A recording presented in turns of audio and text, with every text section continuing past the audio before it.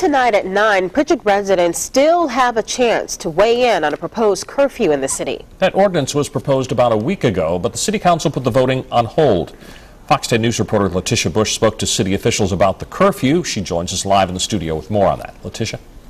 Bob, Lanice, the curfew that was introduced was very similar to Mobile's curfew. It would keep kids 17 and under off the streets after 11 on weeknights, midnight on weekends, and during school hours. But after talking to the mayor and the police chief, I found they have more in mind than just giving kids a city curfew.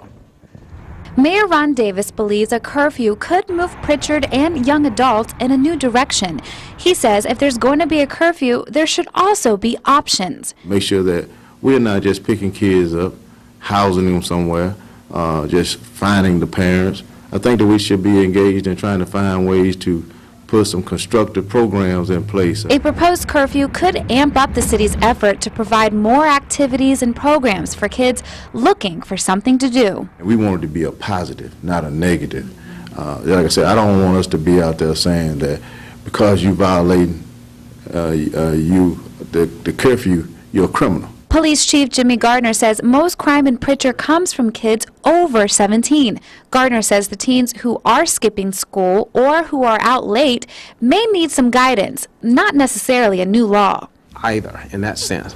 But what does exist, we have young folks here in this city that we need to embrace.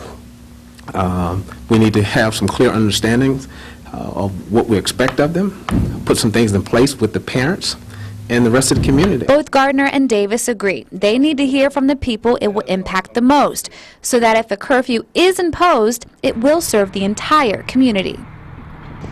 Gardner and Davis both encourage the community and especially young adults to come to the community meeting. People can share their thoughts on what's needed and how to pay for it. Again, the meeting is tomorrow at 6 p.m. at the Prichard Community Center.